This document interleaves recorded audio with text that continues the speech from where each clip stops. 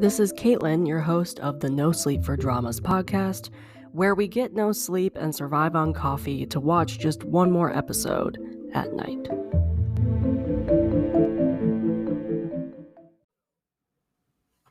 Hello, everyone. Welcome back to another episode of the NoSleep4Dramas Podcast. We have something very special for you today.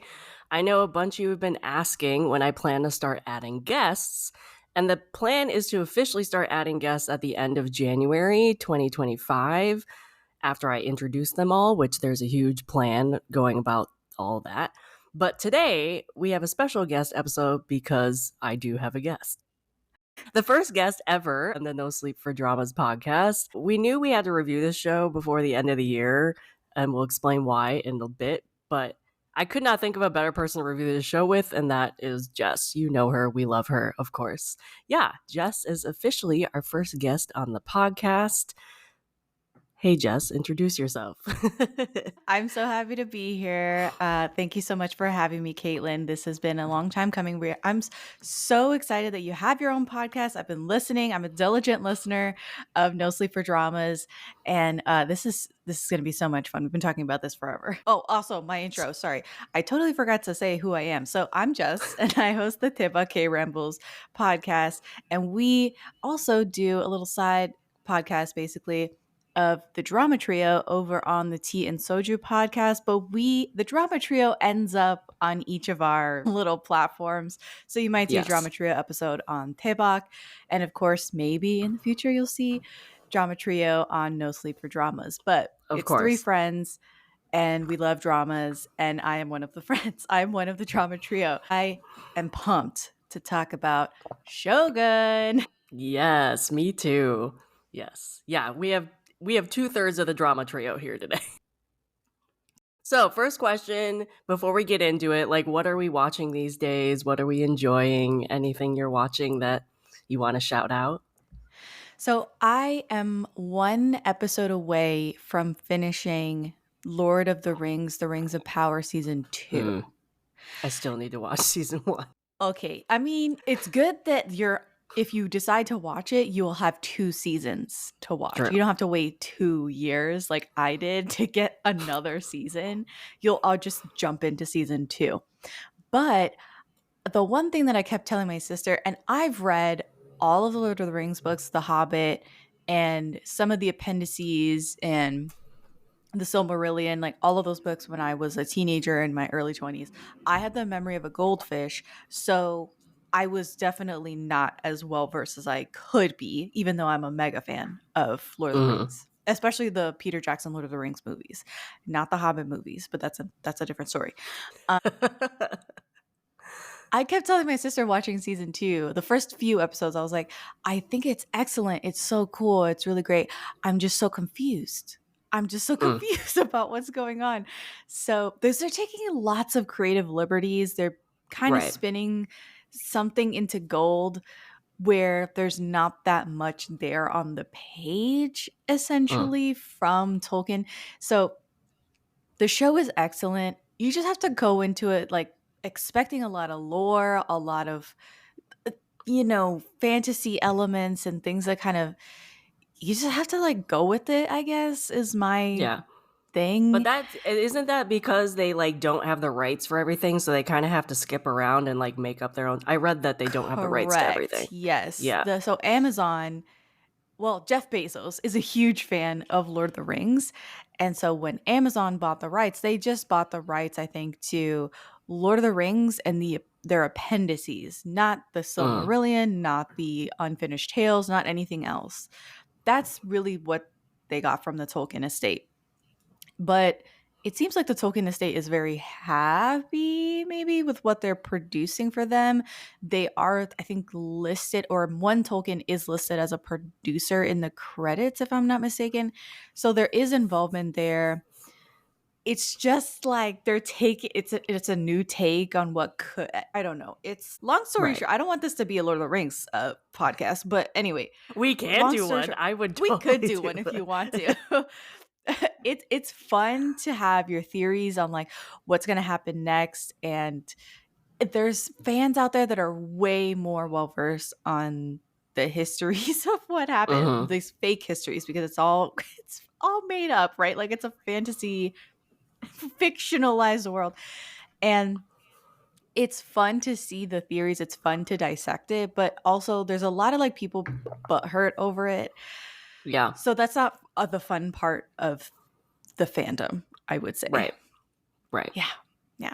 But it is a really good show. It is getting more and more intense and crazy. There's only one episode left for season 2. So that's why I say I'm almost done, because this Thursday, as of the time of recording, the following Thursday is the final episode of season 2. So that's it. I have one episode into the double. That's it. I need to start that. I meant to start that yesterday, but obviously I didn't, as we were talking offline. Yeah. So I'll probably have to start it tonight. Anything else you're watching? I really haven't been watching that much. My life is a little bit busy of late. Right. So I haven't been spending a lot of time in front of the television, unfortunately. My favorite place. So I'll name a couple. Yeah. 2 that are standout for me. Pachinko. I'm watching season 2 of Pachinko. It's fantastic. I'm not caught up. I think there's 6 episodes out. I think I'm on episode 3. It's heavy, so I can't binge that type of show. I have to watch an episode here or there. There's a lot of comments and a lot of social media discord of this season. I don't really care. I'm loving it, honestly. Interesting. So also people are butthurt over Pachinko season 2. I mean, it's mainly due to from what I've seen, it's people who either have not watched the show and decided to watch the show, and they're not getting the happy ending, go lucky K-drama world that they are expecting. I see. Okay. Or there's double standards going on between the male actors and the female actors, between fandoms and everything like that. It's your normal discourse, There's a lot. I mean, even for Lord of the Rings, Rings of Power, the butthurt complaints are anything from the elves don't look the same. I don't think the elves should be Black, Asian, Hispanic, you name it. And it's okay, Tolkien never said that the elves were of a specific race and all this stuff. So it's just, it doesn't make sense even from a canon standpoint. And then others saying, I don't mind that the elves are Black, brown, yellow, whatever, but they just don't look right. They just don't look as elegant and refined and put together. The costuming is, and they can go run the gamut of complaints from that to plot points as well, which I'm not going to get into, but it's just, it's a little bit annoying, but also I understand why people are upset, because this text has been around for so long, and people have they've everybody who's read a book has the book in their head. Right. Yeah. And that's the problem with this show. That's the problem with Pachinko. There is no reason why people should be butthurt, because it's these complaints show they don't know what they're talking about when they come into the show. This show was never supposed to be a happy ending, go luck show, especially because with Pachinko, you get 3 generations. We know the female lead's ending in the show because she's alive still in the present day. So the present day show, she is not married, which means the whole, them wanting her to be with Hansu the entire season 2. Wait, he's Hansu? not present. Yes, the Lee whole Min-ho's Discord character? is about Yes, the whole Discord is. They took a lot of liberties apparently with Lee Min-ho's character in season 2. I don't know what it is. I've never read the book. I like it that way. I like watching shows and not reading the books they're based off of. Apparently, there's multiple scenes where they're trying to make him the romantic lead. It's she hates him. The people watching this who are kind of delulu are we want them together, but in the show, she hates him. She doesn't want to be with him. I could never understand. From watching season 1, I could never understand shipping them. He's a horrible character, and he continues to be a horrible character in season 2, and it shows. And she acts the way she should. She acts like, I am dealing with you because I have to survive, but I do not want to be with you. And so there's these people who are Dululu and are like, I want them together by the end. And clearly in the future, she's not married to anybody. Oh my and also one of her gosh. children are missing. So Oh, like she Lord. doesn't get the happy ending they all want her to have. I don't know. It's a huge thing. Whatever. Lee Min-ho is killing this role, honestly, though. I love him in this role, even though he is Nice. a horrible character. But I'm glad shout he's out to getting his him. Like, flowers. I'm really glad he took this role. He's always been the boy over flower. Yes, exactly. Yes. Bad joke. Anyway, so I'm watching Pachinko, and the other one I'm really loving is The Judge from Hell, which is a really over-the-top, dark crime drama. And I am having so much fun with it. It was a synopsis. You know how Becky Yeah. does those videos of like a breakdown of the first episode or something. Mhm. And she did a few for Judge from Hell, and I watched them and I was Yeah. like, you know what? She's selling it. She's selling it. I kind of have to add this. Might have to add this to my finish 2024 list of dramas, which is only like 10 or 11 dramas deep. It's not that I don't know much. what it is. I've never been like a huge fan. Her name escapes me right Park now. Shin-hye. Yes, Park Shin-hye. I've never been I have no problem with her, but I've just never been a huge fan of her. She is killing this role. Like, I don't know what it is, but she is having so much fun with this role. And then the puppy dog cop that follows her around, I love him in general, but like he's amazing in this role too. So you know, I feel like I had a conversation with somebody in my DMs. I can't remember at all who it was, but they were talking about Park Shin-hye, and I said I think I prefer her in her movie roles where it's not evident that she's a romantic lead. It's basically some dire situation that's happening and there's no romance. I think she excels in non-romantic roles basically. And I've watched her movies. And she goes, I think and then she popped in my DMs this week talking about Judge from Hell. And she was like, I think you're right. Like this stuff that she's doing that's non-romantic is really working. Like she's a really good lead and she's not doing anything overtly romantic. Like she's not a romantic lead right now. And I said, oh, great. Because I haven't watched anything for Judge from Hell. Right. I really don't have the context to be like, oh, great. And then follow it up with something intelligent. But I was like, so it's not a romantic show, but I think it is because there is like a cop in it, right? I think it's going to turn into one, but at least like the first 4 episodes, no, there's no romance going on. But I think it might turn into one potentially. It feels like a Oh My Ghost situation where the cop will... This is spoiler territory automatically. So let's just like cut this short because I don't want to like, keep talking about Judge from Hell. And I've never even watched. I'm just going off of like the synopses from Becky. Yeah.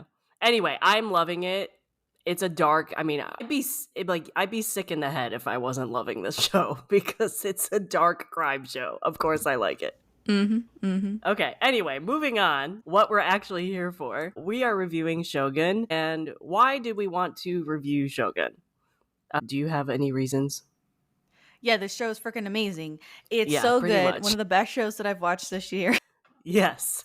I wanted to review this one because there's been a lot of debate, and this includes Pachinko, of like, is this still like K-drama, J-drama territory when it's produced by Americans? Is it considered a K-drama, J-drama, C-drama if it has a primarily Japanese, Korean, Chinese cast? Like, what are those boundaries? I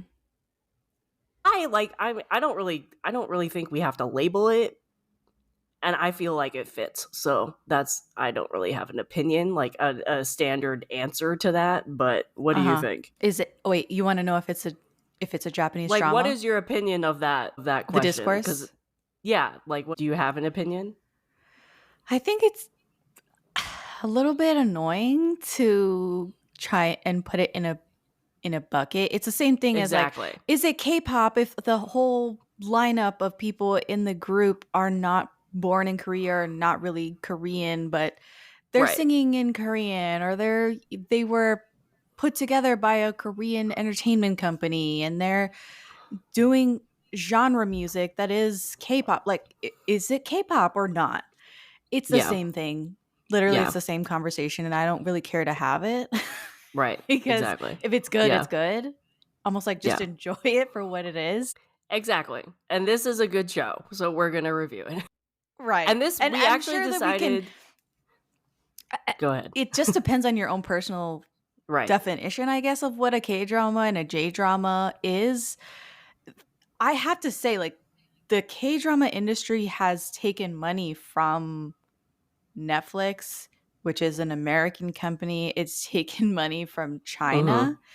The influx and the production value skyrocketing in the 2016-2017 era was a reflection of Chinese investment. So, like, is Right. it still K-drama if they're taking Chinese money? Is it still K-drama if they're taking American money? Even though there's just employing people out of Korea and China and Korean actors and Korean production, like, Right. Yeah. I don't know. Like, where do you draw the line? I don't really care. Yeah. Same. Same. As long as it's a good show and it's entertaining to watch, we're going to watch it. I like these hybrid shows. Exactly. And yeah, and I like to see the creative differences between, like, you have an American produced show versus Korean produced show, because American history and the ethnicities that live in America and everything that is taken from that hindsight to make a show versus a ethnic Korean, ethnic Chinese, ethnic Japanese who's lived in Japan all their lives producing this type of show, you're going to have a different perspective in creative outlets, in writing, in whatever you want to do. So I'm interested in that type of thing when I'm watching a show, of like seeing those differences and seeing what countries may take the same subject matter and do something different with them. So that's why I watch Pachinko, Shogun, whatever. And also, like, we decided to review this show before it went through all the Emmys and stuff, just because we love this show. It's a fantastic show. Yeah. And I need more people to watch this show. It's convenient that it won 18 Emmys. Exactly. Yeah. Yeah. And we're so proud that it did. I think it totally deserves every single one. It totally deserved it. Please have Pachinko do it next time. In my opinion. Okay, so I'm going to run through the info, and then we're going to do some fun facts, and then give our overall non-spoiler review, and then we'll do a spoiler warning, and then we'll go into specific things that we like or whatever. Okay, so this is going to be a really long synopsis, FYI, because I just pulled it from MDL. All right, so this is Shogun. It aired from February 27th, 2024 to April 23rd, 2024. The synopsis is: in 1494 and 1529, Catholic Spain and Portugal signed treaties that divided the territory of the New World between them. Fearing that Catholic Spain would invade Protestant England, the English joined forces with the Dutch in their war against the Spanish Empire, and the two countries sent a fleet of 5 ships to break Spain and Portugal's Catholic monopoly on the trade in Asia. Shogun begins with the arrival of Erasmus, the last remaining ship of the fleet, in feudal Japan. Erasmus, sorry. I knew I was pronouncing that wrong. In feudal Japan in the year 1600, the last few surviving crew members of the Erasmus, including British navigator John Blackthorne, were the first Dutch and English sailors to reach Japan. Although none of the crew spoke Japanese, Blackthorne, who later becomes Ajin, could speak Portuguese and Latin. As a young man, warlord Yoshi Toranaga seemed unstoppable until he met Nakamura, the soon-to-be Taiko. Unable to best him, Toranaga joined forces with Nakamura, helping him unite Japan and end decades of civil war. When the Taiko was on his deathbed, he appointed Toranaga to the Council of Regents, a group that would rule until his son came of age. Toranaga served loyally on the council, but the other members slowly united against him, seeing his name and power as a threat. The Erasmus arrived in Japanese waters just as Toranaga was forced into a deadly corner. The secrets carried by its crew offered Toranaga an unexpected opportunity to turn the tables. And lastly, After a great tragedy, Mariko, the highborn wife of one of Toranaga's prized vassals, converted to Catholicism, I can talk, I know, became a proficient speaker of Portuguese and Latin. Toranaga ordered Mariko to translate for Blackthorn, and a bond formed between the two. Their fates intertwined as they navigated a treacherous political landscape while caught in the power struggle between two of the powerful daimos? Okay. Daimyos, Okay. maybe? I don't know. All right. So for the cast, there are like many directors because in American productions, they do by episodes. They don't do like an entire drama show. Yes. So the American formula is to have showrunners. So you have producers / showrunners for the whole show, and they carry the vision for the whole show, which is normally, if it was a movie, that would be the director and the producers, like combined. For this show, you have two showrunners, Justin Marks and Rachel Kondo, and then they are also in charge of hiring directors who assert their like vision for a specific episode. Right. And those directors can win Emmys for that one episode over like the entire show. So they have won Emmys. They have shows where like they've won Emmys for that specific episode that they did. So for Shogun, you had Frederick Io Toy, who did The Boys or worked on The Boys. Whoa. He did 4 episodes of Shogun. Jonathan Van Tolken, who worked on The Changeling. He did 2 episodes. Charlotte Brandstrom, who worked on the Lord of the Rings Amazon show that Jess was just talking about. I see Charlotte's name all the time. She did 1 episode. Fukunaga Takeshi, worked on Tokyo Vice. He did 1 episode. Hiromi Kamada worked on Monarch Legacy of Monsters. They did 1 episode. And then Emmanuel Osei Kufur worked on Star Trek Discovery, and they did 1 episode. All right, so those were all the directors. The main cast that we have, I didn't name every single person in this cast because it's a large ensemble cast. I just named out the notable characters, or what I presumed would be notable characters. There's many, many more of them. But, okay, so we have Sanada Hiroki. He can be seen in John Wick 4, Bullet Train. He played Yoshi Toranaga, Last Samurai. We have Cosmos Jarvis. You can see him in the Persuasion movie from 2022, and then I hated that Blinders. Movie. Have you seen that Persuasion movie? I think so. That's the one with Yes. Yeah, I think. What's yeah, her face? I did not like that from version. 50 Shades. Yes. What's Dakota Johnson? Yes. Yeah, I did not like that version. No, I like an older version of Persuasion. Yeah. So sorry, that I keep interrupting you and like adding things that they've been. That's fine. Persuasion and Peaky Blinders. He plays John Blackthorn or Anjin. Then we have Anna Sawai. You can find her in Pachinko as well as Monarch Legacy of Monsters. Asano Tadanodu. I do apologize if I butcher any of these names. I really try, but I'm not very good with names. You can find him in Mortal Kombat, made in 2021, and then Followers, which is a great Netflix Japanese drama. Kanai Hiroto was in Tuna Girl 2019, another Japanese drama. Kura Takahiro, who appears in Monarch Legacy of Monsters, and then Giri Haji in 2019. Fantastic drama. Hoshi Moeka, you can find him in, find her, my bad. Find her in a ACMA game from this year, and Why Didn't I Tell You a Million Times 2023. Who's next? Nishioka Takuma, who was in Trillion Game from 2023, and then Signal when they redid Signal as a J-drama. And then last 2 is Abe Shinosuke, which is see him in Kingdom, which is a movie, a Japanese movie from 2019, and then one of the Rurouni Kenshin movies from 2021. And then lastly, you have Nikaido Fumi, who was in I Love You from this year. I have to say, the last one of Nikaido Fumi playing Ochiba in this, but she was also in I Love You. That is the biggest range, like Right? the biggest Yeah. swing, right? Mhm. The most wildly different characters you can Yeah. imagine. And this was airing at the time that I Love You was airing. Yes. So, like, me watching both of those shows at the same time and, like, seeing her, it was whiplash, man. It was Yeah. whiplash. Wild.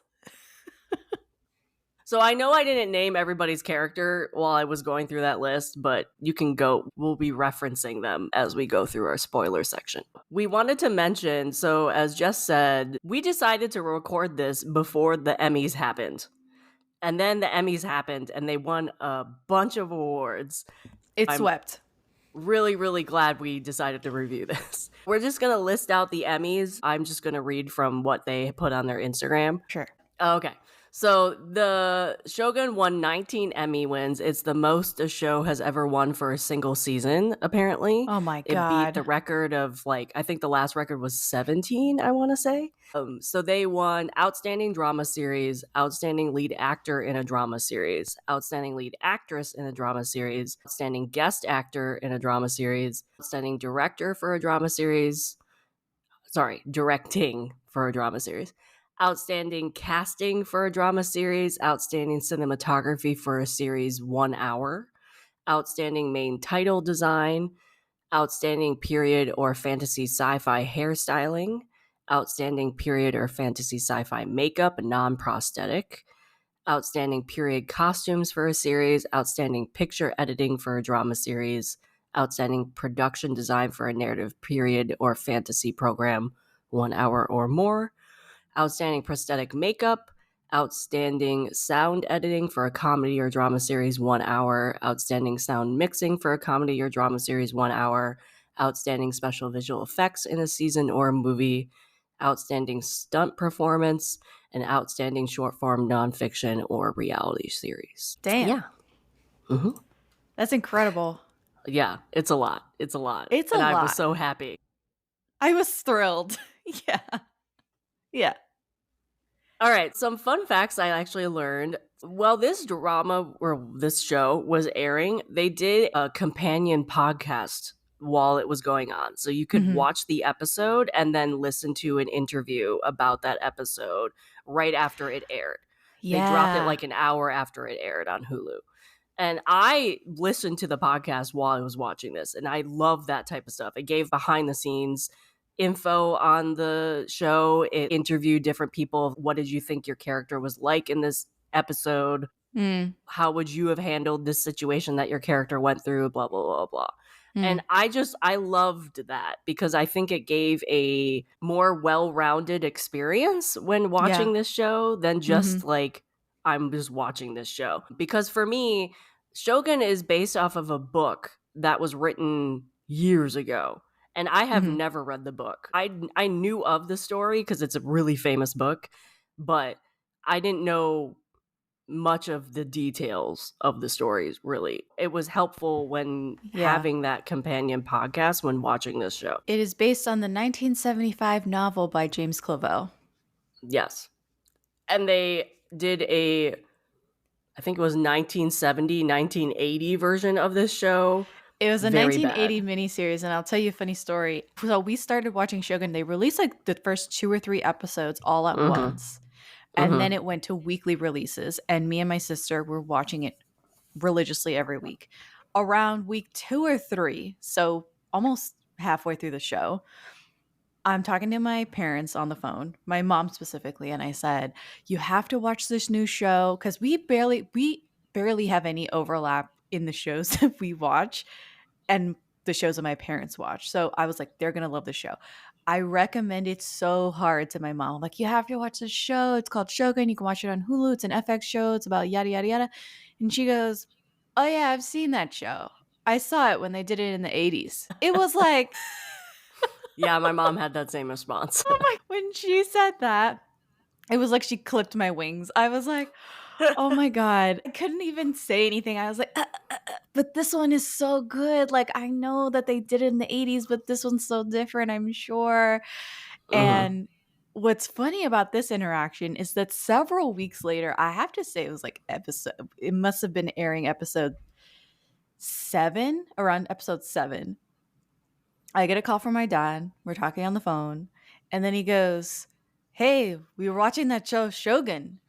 And I was like, "Oh, no way. That's so great." I thought they had like just started the show. And he goes, "Justice for Mariko-sama, yada, yada." He just starts like going on and on about and talking specific characters. He had all of their names correct. And I was like, "Oh my God, you guys are not even just working up to like the currently airing episodes. You guys are already caught up."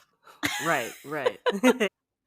He was like, "Yeah, we saw this in the 80s, but this one's like so much better. And we really like this one." And yeah, that was my Yeah. little family history with Shogun.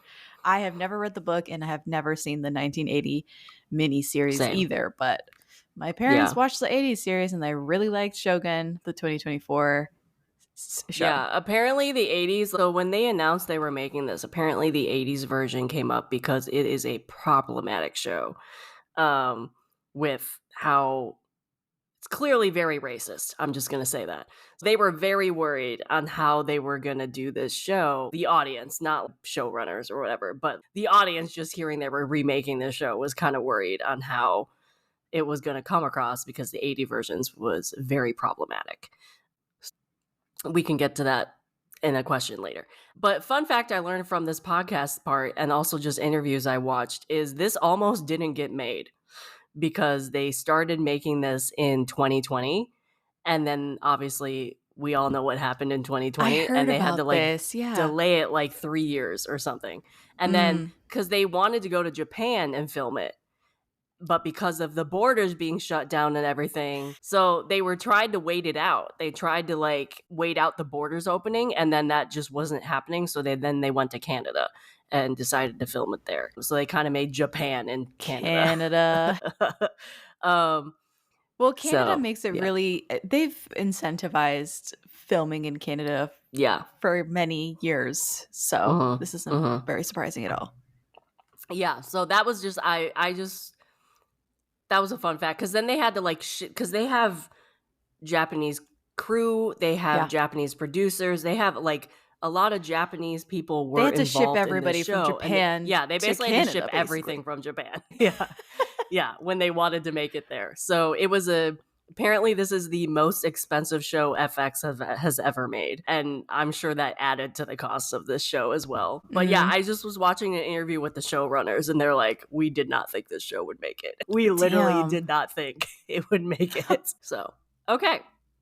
So now overall review, like spoiler-free overall review. What did you think of this show? I thought this show was really excellent. It was just highbrow prestige television. I love using the term prestige television. It was very much in the vein of Pachinko. I feel like if Pachinko had never come out, this show would be an even bigger deal. Right. To me and those in the K-drama community. Because it's almost like Pachinko, like it paved the way a little bit for this kind of hybrid production. And by hybrid production, I mean you have American funding, you have an American studio, essentially. You have FX funding everything. It's going to go on their network. But the showrunners, the cast, a lot of the detail work, a lot of everything is done by the people that it's about, right? Like the Japanese cast, the Japanese showrunners. Hiroyuki Sanada was an executive producer on the show, and he was like front and center for everything. He would film a scene, costume, and then get out of costume and direct another scene, help produce another scene, go and help with fight choreo on another thing. He was a jack of all trades and constantly sort of like the arbiter of the culture on the show. Yeah. And you can feel that, right? You can feel the attention to detail. You can feel the authenticity running throughout the show. You could tell people cared and wanted to make a show that was right for 2024. Like did not want to make the mistakes of the 80s production, wanted to take it very carefully, that they told the story they wanted, but also was kind to the world that we live in now and do the Japanese culture justice and not do something that they like think is Japanese culture, which is why they had a lot of Japanese influence from Japan to make sure you could tell they researched it They extensively. researched it. Yeah. Extensively. Yeah, they had people who were experts come in and teach them how to do the tea ceremony, teach them how to walk, teach them what kind of fabrics to use, what kind of patterns they should use. Everything about it was so down to the last detailed minutia. It was perfect. It was really sort of a resplendent production, and I love that about that. And it's very similar to Pachinko. Pachinko did a very similar thing too, where even though that show and that source material is very dependent on East meets West, the same thing is happening behind the scenes. You have East meets West in who's show running, who's cast, who's doing everything. And I love that about these shows because it's a lesson in representation. It's a lesson in authenticity. It's creating something that's really organic and fresh. And you can see the fruits of that are it's being awarded. People are watching. It's critically acclaimed. And it shows like people, you can use these types of shows. Like 10 years ago, you would never have seen this show, like ever. And people of different ethnicities were kind of shoehorned into a specific story. So the fact that these types of shows like Pachinko and Shogun are coming out and showing people that they can make this masterpiece of a show and not have to like shoehorn anybody into anything and like be creative and use these people to the full extent of their talent and it pays off is doing, I think will do wonders in terms of making shows like this in the future. No matter if they need this budget or not, but like there's something about stories like this that need to be told from perspective that aren't just American perspective that pays off. Like there's something people can find that is relatable, even if this story is based off of a book. Same Pachinko is also based off of a book, but there, even if it's based off of a book and you might not be that ethnicity that it's talking about, there's something you can still find that's relatable to these characters, whether how they deal with situations or feelings that they have towards a certain situation. And I think that goes beyond just what ethnicity or race you are with these types of stories. But also these shows are made for those ethnicities to show that they can be represented on television. And like, it's a wonder, like I'm a white person. I'm as white as you can get. Like, obviously I've come across stories of people saying like, I can't believe I saw this character on TV growing up and they influenced me a lot. Like these types of shows are important for kids. Not that kids probably be watching this show, but like for people who might not have seen this representation growing up themselves and now are adults and now are seeing these types of shows come out. We're living in a post like fresh off the boat TV show, post Parasite winning the Best Picture Oscar world. And so it's interesting to see how more subtitles are being integrated into Western television and network television. And it's almost like playing off of the same novelty that maybe we felt when we entered the world of Asian dramas and we were like, this is a whole different culture. This is a whole different everything. I love reading the subtitles and learning something new and finding commonalities with a totally different culture than my own. And it's the same thing here. It multiplied by 10 because it's a period piece. It's historical. Right? Right. Yeah. So overall, we loved it. Overall, it was great. 10 out of 10. Yeah, I think this is like, I don't rate shows like 10 out of 10s much anymore. This is definitely a 10 out of 10 show for me. Like, hands down, 10 out of 10. Yeah. So great. It was very cerebral in parts. There was a lot of sort of... it was very artsy in the fact that the culture itself was...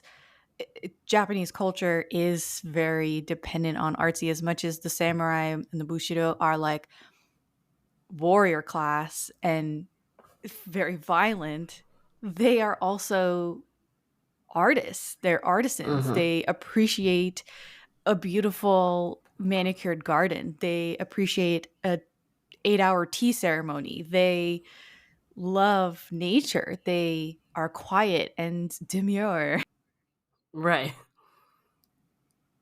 They wear fine silks. It's like they're very cultured and silent in places when they need to be, and they're not these loud, boisterous pirates or if you think of warriors in the West, Right. it's like, yeah, the military West culture is not the same as like the samurai culture. Right. It's a very cool dichotomy to witness in a show. Right. Yeah. And then seeing that drastic change of these quiet characters making decisions that show they aren't being quiet doesn't mean they're weak, you know?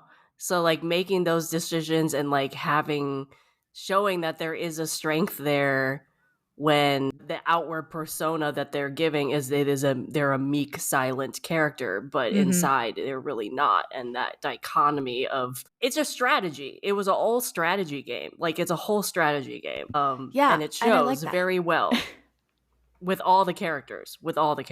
Okay, so that was our overall review, spoiler free. This is your spoiler warning. If you want to go watch the show before listening to the rest of this episode, please do. Please go and watch this show. But this is your spoiler warning. And we are now moving into the deep dive of Shogun. Let's go.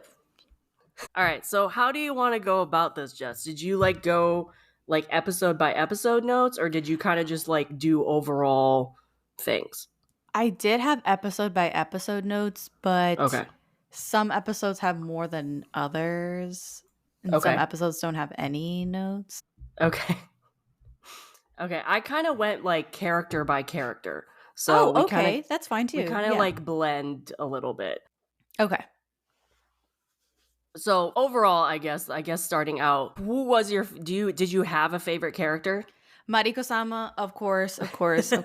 She's my favorite character. I loved her. She's my favorite. As soon as she steps on the scene, I'm like, who's that bitch? She's mine. Mm-hmm. I love her. Yeah. Mariko is played by Anna Sawai, by the way. Anna Sawai, who used to be a J-pop star and couldn't do the acting roles that she wanted. And now that she's not a J-pop star, she's out of the group. She is winning Emmys and is in 2 of the best shows that have been produced post-pandemic. Pachinko and also Monarch is pretty good too. She's in that show as well. I have to watch. Isn't that wait, what's Monarch? It's the Godzilla show on Apple TV. That's what I thought. Yeah, I heard really good things about Monarch and I want to watch it. I also want to watch it. I mean, I've seen it, but I don't remember a lot of it, so I want to rewatch it because I was listening to Certified Nunas. And apparently it's like you have to watch the 2014 Godzilla movie and then it goes right into the show, which I didn't know. Do I have to watch the 2014 No, you don't Godzilla? have to. No, you don't have to. But I want to because I'm interested to see how they're connected. You don't have to probably. Okay. They said it's connected, but I don't know. Apparently. Okay. So I also loved Mariko, but I also really liked Asano's character, Kashigi. Asano's character. The guy who Omi. Yeah. Omi. So he's got like a little, he's shaved his front No, not Omi. part. Asano. The one above, the one right next to Mariko. I was talking about the nephew. You're talking about the guy that boiled somebody alive in episode 1. Yes. Yeah, the guy who like jumped off the cliff in episode 1 with the rope. Yes. I also liked his character a lot. He was, this is a very interesting thing to pull off, that you have this, he boils someone alive. Like, he's pretty barbaric, but he's doing it in service of like figuring out the moment of death. And it's very a poetic reason for boiling somebody alive. And he's playing both sides of the field. He's not a good character. He's constantly changing allegiances. But he's like a lovable, not good character. He's a lovable He reminds traitor. me of Jung Jae from Stranger. I think that's why I like him so much. He reminds me of Jung Jae.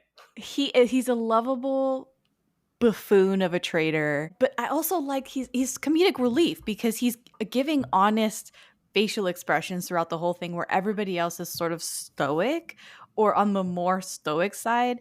And he's out here having outrageous reactions to everything happening around him. And I love the running gag of him redoing his will every few every time something's about to happen, he's like, I need my will. I need to redo my will. Right. I love that running gag throughout the show. So he was also a very good character, and I liked him a lot too, which is bizarre because, again, he boils someone alive in episode 1, and by the end, you're like, I kind of don't want to see him die. Yeah. The thing about this show is, like, I think that description kind of goes with a lot of these characters is, like, this show is brutal. Like, it's think Game of Thrones brutal. Like, you have beheadings, you have, like, gory scenes. It's about war. So these characters who are playing these lords and these samurais are brutal in what they do in terms of torture and just in battle in general. Yeah. But then for some reason you like them. It's a weird dichotomy. It's tough. And it's tough. I wasn't necessarily surprised by the brutality from the No, Japanese I wasn't because either. No. I had seen, I don't know if you've seen this movie, Silence from 2016. It's a Martin Scorsese film. It's about two 17th century Jesuit priests who traveled to Japan to find their missing mentor. Oh, I've heard of it. Yes, I have not seen it, but I've heard of it. My God. So and the movie stars, who is it? It's Andrew Garfield, Adam Driver, and Liam Neeson. Yeah. It is really surprisingly scary, brutal. Right. With the types of torture that they inflict on the Jesuit priests. And it's the same world. It's the same time period as this show. 17th century. Yeah. And so I was basically prepped because of that movie. I was like ready to see, not that I wanted to see somebody boiled alive, but I was like, oh yeah, they do that kind of shit in the 1600s in Japan. Right. And more, and like way more. So yeah, if that's not if you're squeamish about that kind of stuff, not that they boil someone alive in every single episode, but that's this show. I'm sorry, is kind of brutal. Yeah. And then there's another character that I liked mainly just because he was so fun, and I think he won. Yeah, he was the guest actor. He won an Emmy for a guest actor, deserved, by the way. Yeah. But I'm gonna butcher this name. Nestor Carbonell. He was the Portuguese pirate person. Yeah, Nestor. He was a lot of fun. I liked it. Yeah, he was great too. Yeah. Speaking of Portuguese, too, it took me, I don't know, did it take you as long to realize that they were speaking Portuguese in this show? No. Like when they were speaking English? No, what they did was every time they were speaking English, they're actually speaking Portuguese. And that's for the benefit of the audience. Exactly. Because otherwise you'd just be reading subtitles the whole time. The entire time, yeah. And where are they going to find... It took me forever to realize that. It took me like 2 episodes to realize that. I don't know why. Yeah, they'd have to go a completely different route as well with the casting if they were going to have people speak Portuguese throughout. It would have been a totally different production. But yeah. I understand why they did it. Totally. Me too. Yeah. Like there's only so much people, especially with this kind of show, there's only so much people can take in terms of subtitles if you're not used to it. So to have a show completely with subtitles, I thought it was a good decision because we both watch Asian dramas. We know people who are like, wouldn't even touch a show with a subtitle. My sister's one of them, and she had no idea. We had no idea how much subtitles there'd be in it when we walked into watching Shogun, but she stuck it out pretty well. What's funny is we were watching it and she would say, I didn't catch all of that. What did they say? And I'm really fast at reading period and reading subtitles, and I was like, keep up, you gotta keep up because I can't keep rewinding this for you. So I'd have to keep rewinding it for her so that she could read the subtitles because it's not easy. Like for those who are not used to it, it's not easy. No, it's not. No. Yeah. And luckily it's on a streaming platform where you could just rewind and, Exactly. you know, Yeah. see it again, read it again. So anybody else that like really stood out? I mean, basically this entire cast stood out, but that was just like Fuji was another bad bitch. I loved Fuji. The women in general in this show. Women in general were amazing. Women in general was just so good. Like I knew it was a big thing because it was episode 1, I want to say, was when was it Fuji that was asked to kill her kid? Episode 1, yes. Fuji was that scene. I was like, oh my god, this is what we're getting into. Jesus. Yes. It's tough. So Mariko asked Fuji to kill her son. I think son. It was her son. Yeah. She had like an infant son. Yeah, it was supposed infant to have been son. like 1 years old or less. Yeah, at least. Yeah, and that was insane. That was just like, oh my god. Yeah, I will say, I feel like I wrote a piece for where I used to work. I wrote this piece on female samurai. And I did a lot of research for it, and I learned a lot about female samurai who people don't really understand that there were female samurai and they existed. And it's almost like a male-dominated thing, which, yes, it was a very patriarchal society, but the fact that there were female samurai at all is a huge thing. And I loved writing that piece, and I loved seeing some of the weaponry that was customary for females in the samurai class to carry. And in that episode, Fuji is carrying her child on one side, and then she pulls out a dagger from like somewhere that she has it hidden, and that's a kaiken. Oh, okay. And I was like, oh my god, a kaiken. So for me, who had done this like little article on female samurai a few years ago, seeing the kaiken in action, which is this, not only for protection but also literally what she was doing. She was going to do ritualistic suicide, right? I don't want to live without my husband and my son. I should also be sentenced to death. I don't want to, this is dishonorable for me to live and all this stuff. So she had it to her neck. It's also for protection. Like if anything goes down in the village or wherever they're at, the women can just off themselves with this hidden kaiken dagger. In episode 2 or 3, Mariko-sama picks up a naginata, which I was like, oh my god, this is so cool. That's the long spear with like a sword on the end of it. I loved seeing her use the naginata, which is the typical weapon for female samurai, because they don't need to be close to their enemy to use it. They can just swing it around. It was almost more lethal than having a sword, which you need to get closer to your opponent to use, right? Right. So I loved seeing her utilize the naginata. And all that stuff, which they don't really explain, right? You just have to kind of, and FX does a great job with the podcast, with the online resources too, helping you understand the culture that they're displaying and the significance of the rituals, of the funeral rituals, of the funeral rites, of the Buddhism that they believe in, and all this stuff. And just all this context that you're missing because they're just giving you it as it exists, right? But it was really cool to see it in all its glory, basically. Right. Yeah. Yeah. Especially, like, as we said, like, it's a huge contrast of, like, them wield these weapons and the violence, and then what's going on politically in these houses where they have these gender roles and they have a strict code between how you're supposed to act between people of hierarchy. They have a huge hierarchical system, whether you're female or male. So it was interesting just to see. You can see that they are the highest class, though. Yes, exactly. Yeah. Especially like when they're going through the village, even in episode 1 and 2, you see Asano's character riding through that fishing village, which they make a point of saying he's never visited this village, even when Omi's father died. So even when Yabushige's brother died, he didn't even visit this fishing village, Ajito. Yeah.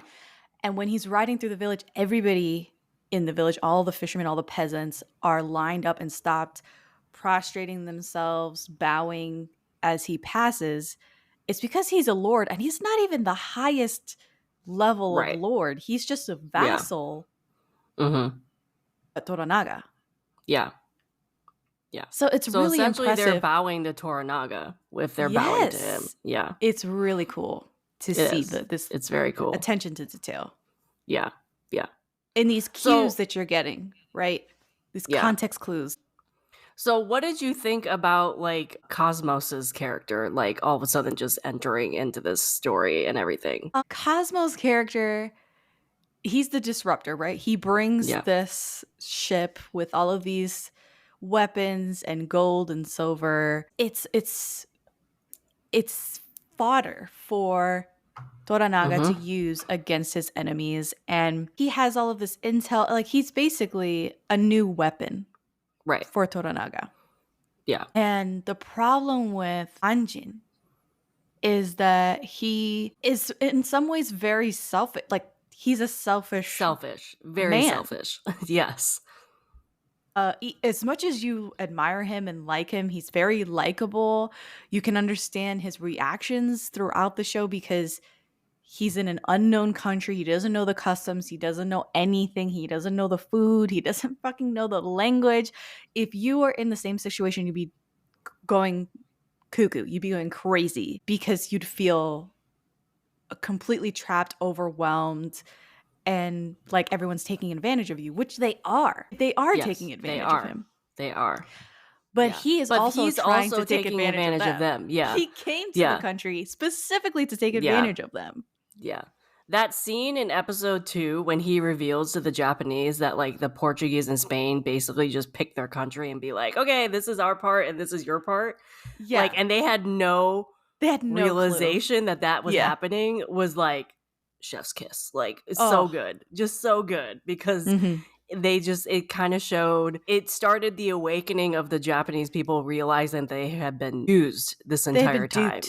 Bamboozled the entire time. Which I was just like, yes, get your revenge. Because he's absolutely right. In telling the truth, it's also very self-serving because he's getting out of this situation where they are blaming him, where they are antagonistic toward him.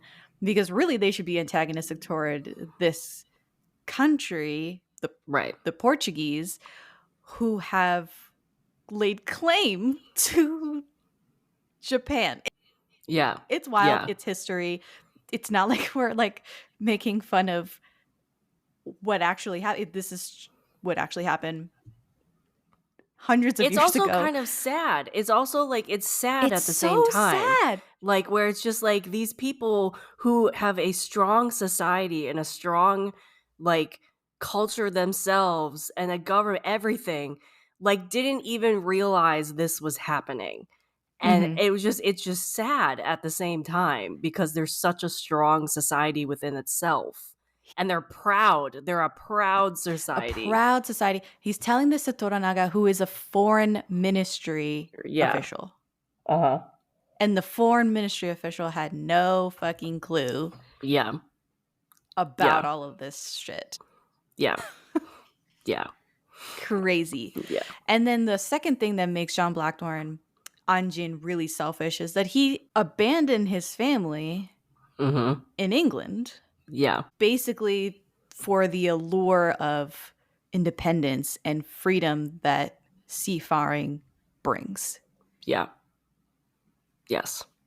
And one of the things that I thought was interesting was like, he paints a picture of like a great date night with Mariko-sama at one point, and he talks about walking along the Thames, which of course, like, he's still talking about a waterway in a very idyllic date night with Mariko-sama. Like, it's still the water that he's called to, even though the Thames in the 1600s, that doesn't seem like a good time to me. But okay, do you want to make me walk alongside the Thames, one of the nastiest riverways? And okay, sure. A shitty river, fine. But he abandoned his pregnant wife or pregnant like lover or whatever, go do this mission, which had no guarantee of success. Yeah.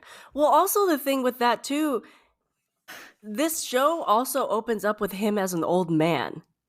Like, this entire show is him reminiscing on his deathbed about his time in Japan. So, like, that's also, in my mind, like, selfish. Like, you have your entire lifetime where you did eventually go back to England and you had more children and whatever, and you're sitting on your deathbed, and what do you think about in your lifetime? You don't think about your children or your life in England. You think about your time in Japan.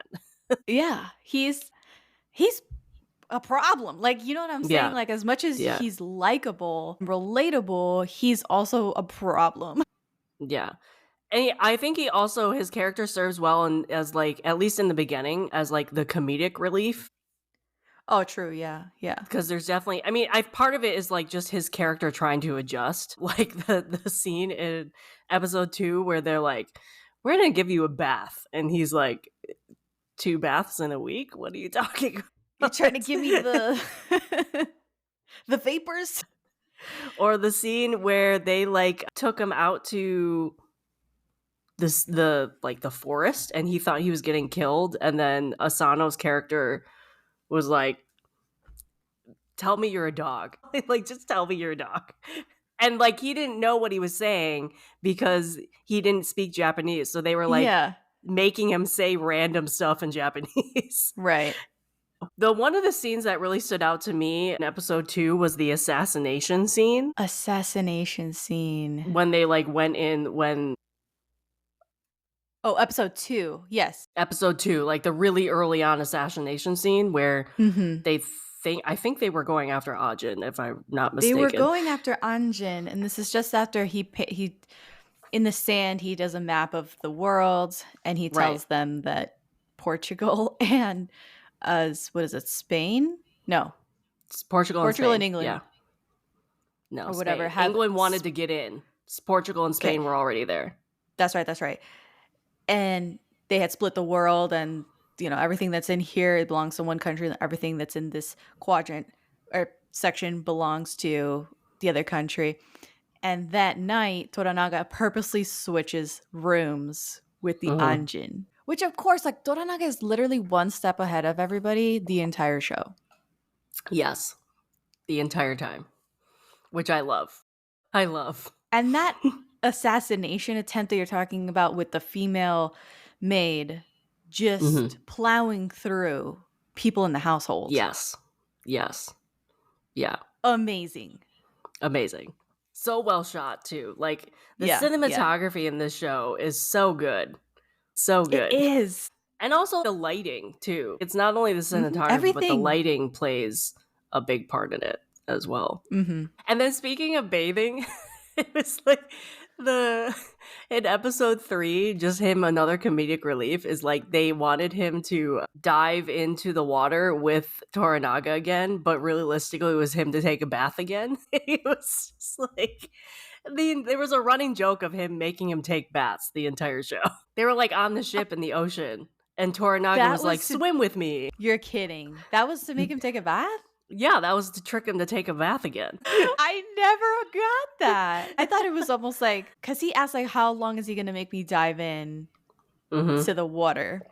Yeah. And Mariko-san was like, until he's satisfied, basically. Basically long enough so you don't stink. Didn't get that at all. Wow, went right over my head. But that's the episode when Buntaro seemingly dies. I was about to say, yeah. So episode 3 is the one where they, like, try to sneak in, and then they have to run away, and then obviously Buntaro has to seemingly sacrifice himself. Buntaro's such a bitch, bro. Like, yeah. Fuck that guy. I didn't like him. I didn't like him at all. Obviously, I also didn't like him because Mariko, but either way. Yeah. Like, oh my God. He's such a boy. Like, he commands that she lives, so she has to live. Right. And then he mistreats her, and she's basically a punching bag for 14 years. Yeah. For his fragile male ego. Yeah. Ridiculous. It's just ridiculous. So bad. Ugh. I really wanted him to stay dead. I did not like him at all. Yeah, but I mean, the trope is, unless you see a body. Exactly. it was telegraphed that he was going to come back later. I have some stuff from episode 1 that I didn't talk about. So in episode 1, you see Toranaga with a falcon, and the falcon catches some prey. Mm-hmm. And the falcon is beautiful. It's magnificent. And Toranaga remarks that she conceals herself against the sun, conserving energy, and you'd never even know she was there until it was time to strike. And I was like, is this a representation of Mariko-sama? Yeah. That he's basically reared this falcon, which is beautiful and deadly. And it has this method of killing that very stealth. Mm-hmm. I agree. And I was like, I think it's a representation of Mariko-sama. And it kind of, I feel like it foreshadows the rest of the show as well. Oh, totally. Because, and he says to Fuji's husband, he says about Fuji's husband who dies, like Fuji's husband was like really reckless and spoke out of turn and stepped on the mat and stuff inside that Council of Regents room. And that's why he ends up killing himself and their child. So Toranaga says that her husband wasn't reckless, but brave. And then he follows that up with, I don't approve of all this pointless death. So you can kind of see Toranaga's mentality where he's like, I don't like when people just uselessly die. I would rather that they be useful and die. Right. Like, that's the implication. And then the last thing in episode 1 was the Spaniard says, what kind of a man wields power in a place like this? The one who schemes in the open or the one you never see? Mm-hmm. Mm-hmm. And I feel like that also foreshadows the end of the show, where you feel like it's going to be this huge battle on the fields in Japan and all these like clashing samurai. But really, it's this bureaucratic political maneuver thing. Yeah. Initiated by his falcon, Mariko-sama, and it was scheming behind the scenes. You just never see it coming, even. Right. Yeah. Which is why he's always ahead of them, like multiple steps. Because he has this thing all planned out the entire time. They make you think Crimson Sky is going to be this huge ass thing. And it's really not. It's just he sends his falcon. Yeah. I liked it. I liked the little nuggets of foreshadowing and stuff in episode 1 of like, this isn't going to be what you expect. Yeah. You know, this is going to be a kind of long con. It was a long con. It'd be interesting to like rewatch this show and pick out those nuggets of information and see if anything we could have predicted from episode 3 to the end or whatever. Right. Do you have anything from episode 2? No, I don't have anything from episodes 2. My notes start again in episode 4. Do I have anything else in episode 3? I really wanted to touch on that assassination thing, but I think that was about it. Well, and then obviously the siege. In episode 3, that whole like ship race thing was so cool. Yeah, it them was trying to cool. like beat to the rocks. Yeah, and then the Spaniard lets him live. Yeah, I like this fact that like they kind of outsmarted them. Yeah. Because that kind of was the first showing. Like everything before that with Toranaga, like was kind of behind the scenes. You kind of got inklings that he was a strategist and a really smart person. But this, I think, scene was the first real scene that you kind of like, oh, he's real smart. And like, they don't know what's coming. Yeah. They really don't. No, they didn't. No, not at all. No. It was fun to see the black ship plow through all those tiny little boats waiting in the harbor. I don't know. I just have a violent little heart. I was like, yeah. Yeah. I also like the banter because, as I was saying with Sano's character saying random stuff in Japanese to Ajin, he would do it all back to them in English or, well, in Portuguese or whatever language they didn't know, mostly English. But also in this scene, too, you saw him interact with the pirate again and them going back and forth, shouting across the ships. Yeah. Was a lot of fun just because the banter was really funny. Yeah. Sexual innuendos and sex jokes. Yeah, exactly. Your mom jokes. The equivalent of your mom jokes, yeah. Yeah. All right, episode 4. So Anjin becomes elevated to Hatamoto with a household, and Fuji becomes his wife/consort. Mm-hmm. And it's like it's a ruse almost, because he's trapped. Like, he can't leave. His crew, his property, his ship are all confiscated. They're now the property of Toranaga, and he is also property. Like, he's, for all intents and purposes, he's also trapped and property of Toranaga. Right. And literally in the episode before, while they were on the ship heading toward the fishing village, he told Mariko-sama that he abandoned his family back in England because he wanted to be free. Mm-hmm. And now he's not free. He's clearly lost the freedom to come and go as he pleases. He can't leave Japan. He has to do the bidding of Toranaga. But I like the fact that Fuji, you can see how dutiful everybody is, and how duty is such a huge theme throughout the show. And even when Blackthorn or Anjin was talking to Mariko-sama about like him leaving his family and stuff like that, she was like, "Oh, well, you serve your lord well." She said something like that to him, and he was like, "I have no lord. I am my own lord." Mm-hmm. And he was very proud of that fact. And then the next episode, come to find out, you're fucked. Like, you are like Toranaga's bitch for sure. Right. And everybody else around him is almost, it's the show doesn't necessarily paint their duty in black or white terms. It's Right. very gray. Fuji has just lost her husband and child, but she has to serve this dirty, annoying Anjin. And he doesn't understand why she isn't grieving. And this whole conversation between him and Mariko-sama is really cool. She says, "We grieve those we have lost by continuing their fight." Mm-hmm. Mm-hmm. And he says, which I agree with this, he's like, "Rubbish, a child has no fight." And it's like, ooh, clash of ideologies, clash of cultures. And as an audience member, you are definitely siding with Anjin, where you're like, what's the point of killing an infant in this whole like struggle? What does that Right. do for anybody? But Mariko opens up to Anjin and talks about the concept of the eightfold fence, Right. which is beautiful. The coping mechanism that like all of Japanese culture and people, society use.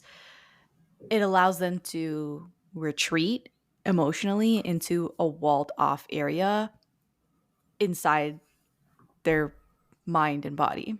Mm-hmm. And she says, do not be fooled by our politeness, our bows, our rituals. Beneath it all, we can be a great distance away, safe and alone. Basically, like, they're just disassociating, like, all the time. All the time. All the time. All the time. Yeah. I love that description, though. Like, it was gave context to her character without her revealing anything personal, you know?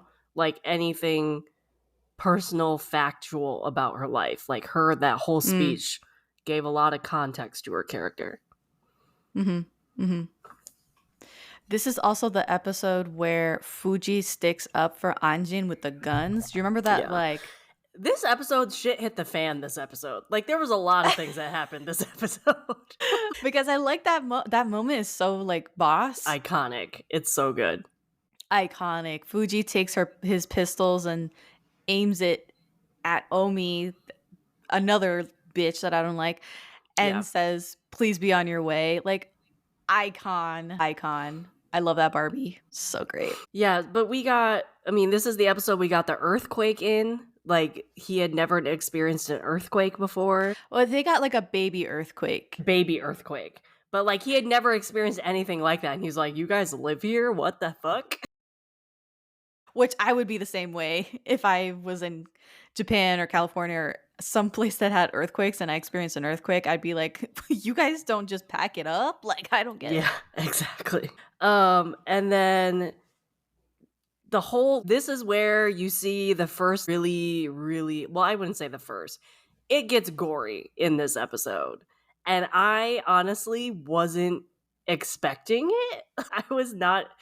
This isn't the first time we've seen, as we said in episode 1, he boils a person alive. But this episode went from 0 to 60 in 2 seconds flat. Oh, wait. Like- Before we get to the ending. Because Mariko-sama and Anjin start to get closer. You can see that they are feeling each other. And I think in the podcast, the Shogun podcast, NSOI mentions that Anjin is one of the only men Mariko has met in her life who sees her as a human being, that he's not looking at her as a woman who should be silenced and ignored. So there's a love connection. They end up having a hot spring conversation, which is very sensual. And she's talking about how their houses are built to come down as fast as they go up because of the earthquakes that strike their region. And he says, if I see it, I fail to see its ruins. I only see a house. And here I see much woman and one who owes me no explanations. Mm-hmm. Mm-hmm. And like, that's enough. She likes what she hears. They have sex at night. Yep. Come on. I love that the next morning she's very sly, like, I'm glad you enjoyed the courtesan that me and Fuji hired for you last night. He's like fully confused. Like, what? Yeah. Prostitute? I don't know about any prostitute. It was you that came in my room last night. And then we get to this carnage that happens at the end of the episode. Absolute carnage. It was just like, I mean, I couldn't help but laugh a little bit because of Omi. It was all of Omi's fault.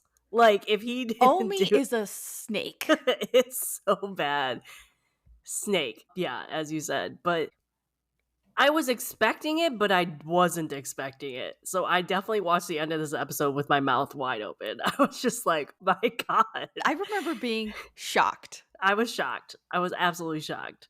So yeah, trigger warning for people if you haven't seen this show and you're listening to this. You're like, squeamish at all. It gets really gory in the end of episode 4.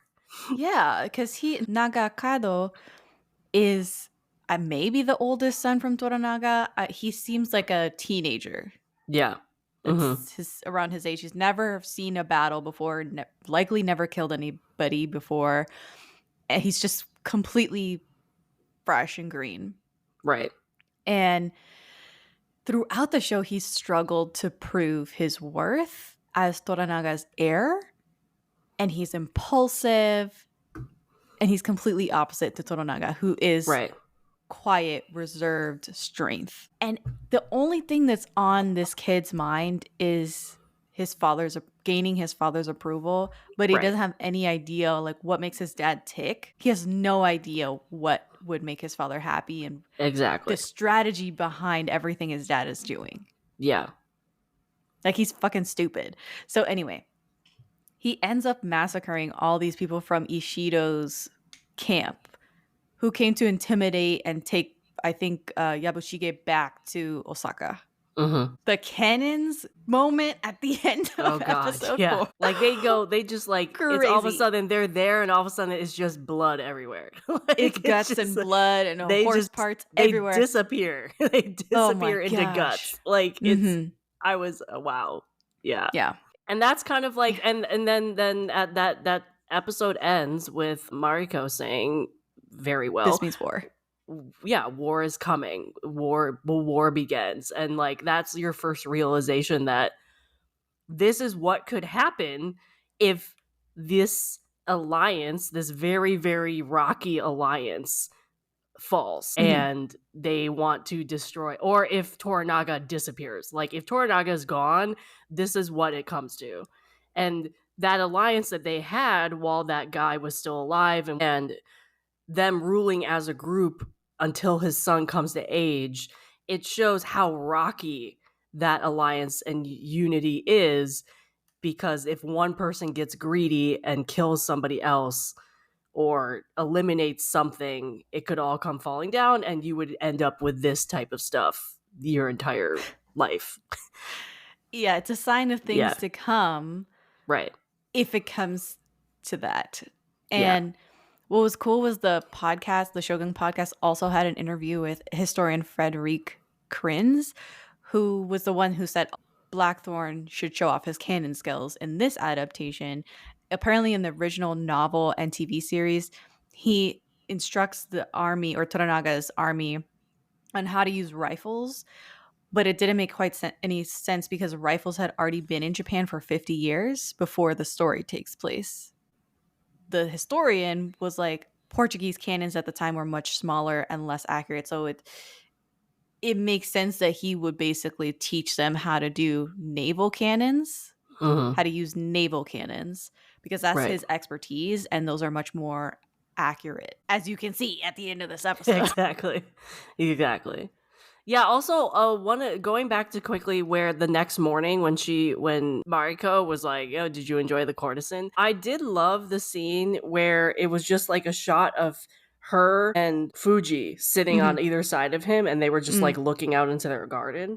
Like, you'd think that'd be awkward, but for some reason it wasn't, and she realizes she needs him in sort of like a protection type of way. Not really, but like she realizes that relationship is needed.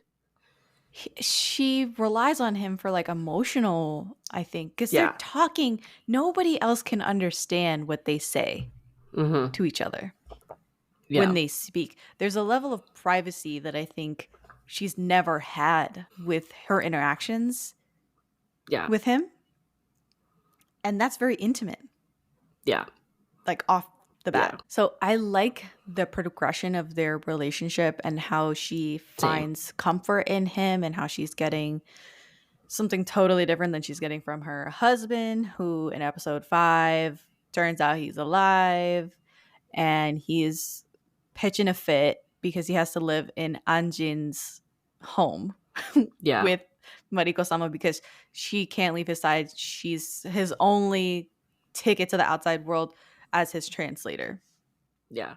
But just the relationship between Fuji, Mariko, and Anjin, that whole relationship in general, because they're so reliant on each other, it easily fit into place, which normally you'd think it wouldn't, because there were so many dynamics around that, power and otherwise. And so I like their progression as a relationship. Threesome, yes. I like the progression of their relationship overall as well throughout the scene. Moving on to episode 5, when the earthquake happened, and I think it was the earthquake, right? When he ran into the house again. The earthquake happens at the end of 5, yeah. Yeah, and just, I think that the whole earthquake happening, him running to the house and making sure that she's okay and placing the garden rock back onto where it's supposed to be, kind of shows, I think that was a real turning point for his character to show that he has sort of accepted his life in Japan and actually does care about what he has built there and what he has, which prior to that, he's always talking about, I need to get away, I need to leave, I'm not a prisoner, I'm fighting against everything. At least that little scene has showed he actually has become attached to some things that have been placed in his life. This follows on the heels of the dead pheasant the fiasco dead pheasant that was happening in this episode, and how he was like halfway wrong with letting this pheasant age and essentially rot. The fact that it was rotting outside was a bad sign that this wasn't working. His method for tenderizing the meat was wrong, because, and I read about the method. It's normal to let pheasants mature untouched for a couple of days in conditions of 40 to 50 degrees Fahrenheit. And because it is obviously cold, you can see their breath throughout the show. It seems like the conditions are right to do what he was intending. The decaying process not only makes it easier to skin and feather the bird, it also tenderizes the meat. But it's not good that the bird was hanging for a couple of days and it was stanking up the place, sinking up the whole village. Right. It was putrefying. That's not the intention of like what he was doing. Flies were swarming the bird. So The feathers should have acted as a natural shield to protect and insulate the skin. Because of the cold, it should have been okay, but like if he did it all wrong. So that's why I was saying he's halfway wrong in the way that he wanted to present the food, the bird. And his decision to just say, oh, if you touch this bird, you'll die, in his weak ass Japanese, has serious consequences for his. He just made friends with the gardener. The gardener dies as a result of his stupidity. Like, he realizes that his words have real consequences and that this place that he keeps trying to keep at arm's length, it is going to be his home for like however long. Right. Yeah. And that plays into what you said just now, that he puts the stone back on its place in the garden, and he goes and checks on Fuji and the rest of the household after the earthquake and after he saves Toranaga. And he is really accepting his place in this society. Mm-hmm. Yeah. But going back to Mariko's husband that comes back. Oh yeah, Buntaro, that bitch. Ugh, let's talk about Buntaro. There was so much tension in that house after he moved in. You could cut it with a knife. And the dinner that they have with, it's the four of them, Fuji, Mariko, Buntaro, and Anjin. And he's like making fun of the way Anjin eats. Yeah. And bitching about him right in front of him in Japanese because he obviously can't understand anything that he's saying. And they have a good old-fashioned dick swinging with the sake drinking contest. Buntaro shoots an arrow like past Mariko's face, and she doesn't even flinch. Like, she's a boss. He ends up beating Mariko-sama that night. Yeah. It's bad. It's all kinds of bad. Well, then he even has that conversation with Fuji at some point where he like asks her, how is it sleeping with I think what he said like was a barbarian or something. He like gave a derogatory word, and she's like, I wouldn't know. He doesn't sleep with me. He likes other women. He sleeps with other women. Like, she's just a boss ass bitch like answering that way to a man who like literally beat his wife the night before. Well, that's her uncle. But like, so she knows he can't do anything to her because she's technically married to Ajin, who is a higher rank than him. So there's a lot of power dynamics even within the household because he clearly doesn't respect the dude, but can't do anything to him because he has a higher rank than him. So he's just pouting this entire time. But he has power over his wife, and that's why it's such a small fucking man. Yeah. That's where he executes it. Hate it. Yeah. But I think also when she says, oh, no, he keeps company with other women, whatever her terminology, her vocab was, it's also implying that Mariko-sama is the other woman. Yeah. It's not me. I'm not sleeping with that guy. Other women are sleeping with. Like, I think Buntaro got the message that there is some sort of connection. There is so much nonverbal communication happening between the characters throughout the show, which is so fun to watch. And I think it just elevates the whole show on the whole. Yeah. Yeah. Well, and then this is the episode we find out about a little more about Mariko's past in terms of like why people are why Buntaro is so ashamed to be married to her and so angry at her all the time, along with other people, but him specifically. About how her entire family got killed and she should have died with her family and she didn't. And so that's why he tells her to stay alive every day, because she needs to feel that shame. She needs to have that ridicule. Like, it's psychological abuse, basically. Yeah. And yeah, so we got a lot more info on her character this episode as well. Yeah. And why she longs to die. We've known that she's wanted to die to join her family, but why? What did her family do? Why did they die? What's the drama? We find out in this episode what the drama was and why she longs to leave this earth. Yeah. Yeah. I think one thing you touched on too, specifically with this episode, but overall, communication is just so powerful in this series because they do it both verbally because they have all these different languages going on, and you can communicate something in a different language so somebody else doesn't understand, and it might be a comedic thing, it might be a strategy thing, but also there's so much body language and cultural language that is going on all the time that it's a wonderful sight to see. You kind of lap it all up. You kind of try to see what you can take from scenes that might be just actions and what are they trying to communicate with that.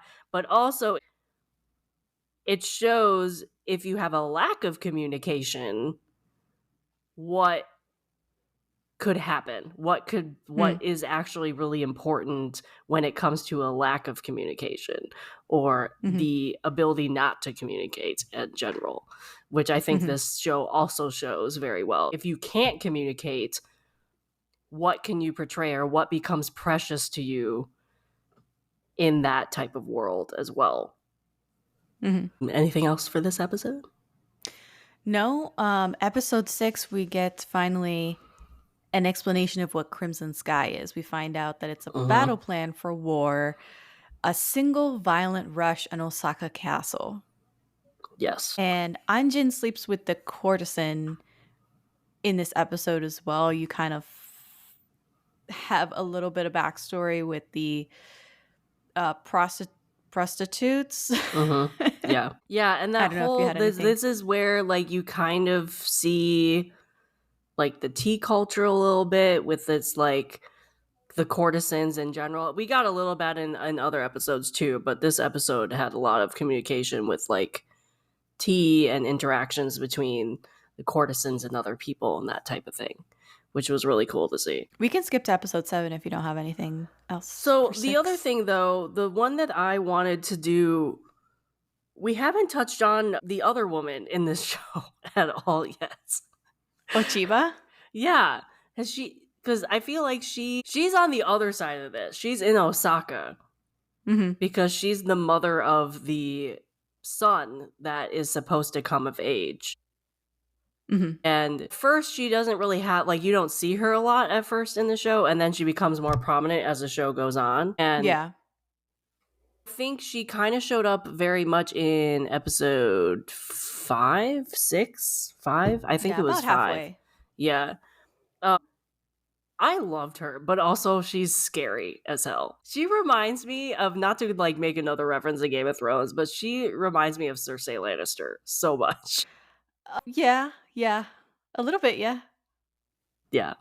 Very calculating. Yeah. And again, as we talked about, like the dynamic of watching this with like I love you, and they're just so drastic. They're so different. It's just so different. I couldn't understand her, and by the end of the show, you understand her a little more. Yeah. Where she's been passed around in a man's world, married to literally old man. For the single purpose of producing an heir, which she does, which is disgusting. Like the scene of her, I think, like getting with the taiko. Yeah, I was like, her like dealing with the primary wife. I was like, man, like I'd be messed up too if I was her. So she's been kind of fucked over by the patriarchy, and she's trying to carve her own path using her son as leverage because her son has all of the power in this scenario, and she wants to make sure that everything is sort of going her way. Yeah. She wants to secure power through her son and make sure that, because she knows if something happens to her son, she has no power. She's fucked. Yeah. I find it interesting, even though she's scary as hell and is probably a pretty evil character eventually, but it's interesting to see her story come across because you can't help, as you said, you can't help but feel sorry for her at the same time because she has this interesting dynamic of being this vengeful character who is very scary and just a powerhouse of a she's intimidating. Presence. Very intimidating. But then you learn about her backstory, as you were just saying, and you can't help but feel sorry for her. Because it's, again, a woman living in a man's world and just trying to survive as best as possible. Yeah. for all intents and purposes, she was a princess. Yeah. Right? She's the daughter of the previous ruler before the Taiko. Yeah. And she thinks that Toranaga issued the order for his vassal, Mariko-sama's dad, to kill her father. Her father. Yeah. The previous ruler. Yeah. So there's like this bad blood between her and Toranaga, which I can't remember if that was ever confirmed that Toranaga did. I don't think it was confirmed, but that's what she thinks. I don't think so either, but that's what she thinks. She's made, whether she made this up in her head or there was actually evidence for this, and Toranaga did it or didn't do it.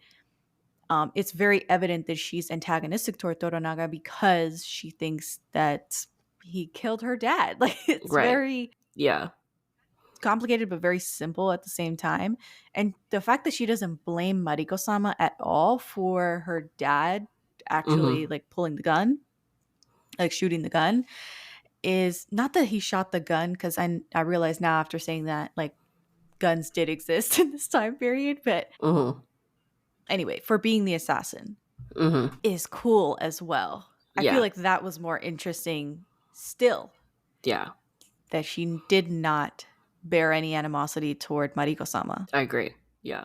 I think just the show does the women characters justice and does it so well, and like doesn't make them these one-note characters that we sometimes see in shows where they have a primarily patriarchal story going on and then they put in females because they need to, and that's it. So I really appreciate a show that gives as much depth about their female characters and have them as well-rounded as they do with their male characters, whether they're intimidating or not. They're just as complex as the male characters, and they have their own arcs. They have their own backstories. They're not in service to the men necessarily, propping up the men at all. They're wielding their own power, right, in different ways. Yeah. So in episode 7, Toranaga's half brother shows up, seemingly an ally. It goes sideways because he's clearly bitter and jealous of Toranaga's achievements and reputation, and you find out that he's replaced Toranaga on the Council of Regents as the 5th regent. And that's spells disaster for Toranaga and his clan, everybody who's loyal to Toranaga, because that's it. Like, the police have shown up basically to break up the party. And I think he announces his surrender at this point and declares that Crimson Sky was a mistake. They're not going to go through with it. And his brother's going to escort Toranaga and all of his people to Osaka. Yeah. The end of this episode had us sliding down the walls because we could not believe that they went this far. This stupid kid, Nagakado, which is Toranaga's son, bursts in to try and assassinate his uncle or half uncle or whatever. And this scrappy fight ensues. I think it's raining, and just as this kid is about to make this killer blow and kill his uncle, he slips and falls and cracks his head open. Yep. And dies. Yeah. And boom, that's it. Cut to black, the end of the episode, and you're like, my God, I have to wait a week to find out what happened. It was the rudest thing in the whole show. I have to say, what second rudest thing, because we'll come to another rude thing in the next couple of episodes. But what did you think about them killing Toranaga's son? I was laughing. I was like, yes, please. Yes, it was a deserved death how he died. He was a stupid idiot. Like, idiot. Just between the thing that happened in episode 4, which he caused, to this, you deserve not to die this glorious death in battle because you have no strategy to it whatsoever. Yeah. It was great. It was astonishing. It was so good. The other thing I really liked about this episode too was the conversation, or I guess lack of conversation, between the courtesan house mother, like the boss person, the madam, and The madam, Toranaga yeah. in his tent. I loved their conversation because it was kind of a understanding between them without actually having to say anything, and it just oozed respect between the two. Again, without really having to say anything. So I really liked that scene as well. Yeah, I think that's when he promises some land for a red light district in Edo, which is his fief or his territory.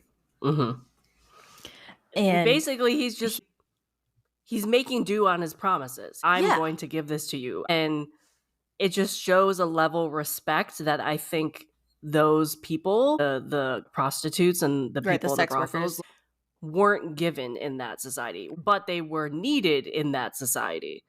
So it was a type of dynamic where, yeah, people like them, but they want them to be hidden and on the edge of society. So him to give them a land, to build this district, to be front and center in his territory was a huge level of respect that they had never been given or shown. So I liked that a lot. Yeah.